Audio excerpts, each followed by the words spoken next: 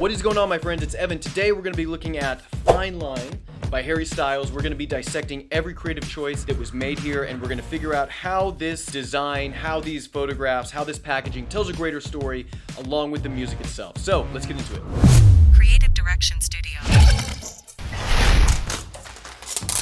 Comes off with the lettering. I do like that. Love this, man. Look at this. I love this so much. One thing that I really love about this is they didn't really spend a whole lot of time and effort on a design itself. They really let the photography be the design. Like if you look at the back of it, right? Like very, very simple track listing, barcode, record label, logos, and that's kind of it. But like I said, what they did focus on were the elements that I think mattered and the elements that I think really tell a story here in this greater picture. The color scheme, I think the set design, I think the styling, all of that plays into this world. But the most unique aspect about this, for me, is the use of the fisheye lens. This is a bold choice in general, but I think that it perfectly narrates the ideas and the themes that are in this album, and here is what I mean. So, fisheye photography is definitely a vibe. It's been used in music for decades, but it really became popular in the 1960s and 70s as a way for photographers to visually represent what a psychedelic experience was like.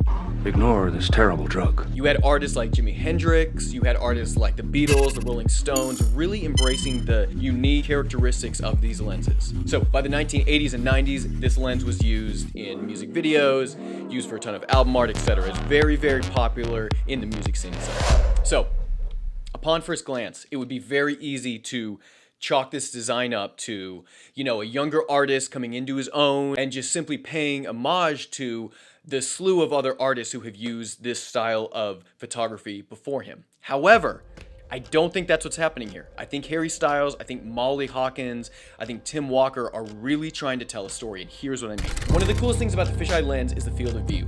You have this super unique perspective that you don't get with any other lenses, and you certainly don't get with your own eyes.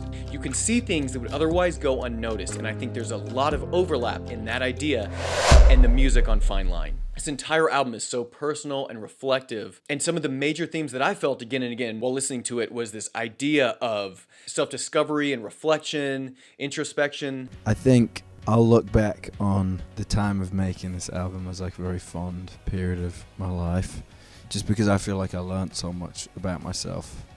There was a lot of time to sit and think, and a lot of time for like self-reflection. So all of these ideas I feel like are visually represented by this lens itself. It's almost like looking back on something and saying, oh man, like I wish I knew then what I know now, right? And to me, that idea resonates more intensely because of this lens choice. The other thing about this lens that's very unique and I think purposeful here is the distortion aspect of it.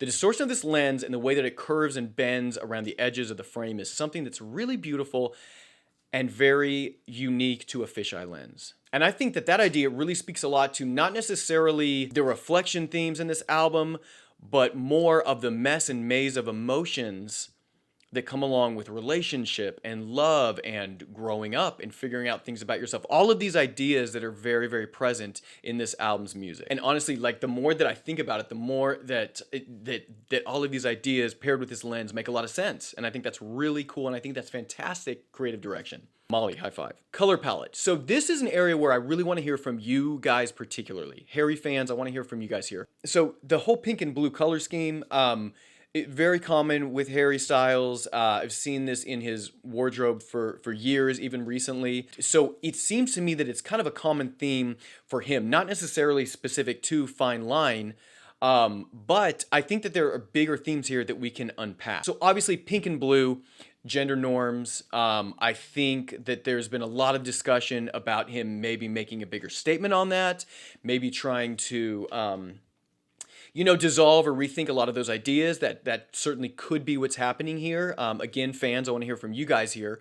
Also, pink and blue are very commonly used in emotional themes, right? So for pink, a lot of the time it represents sensitivity and love, romance, compassion.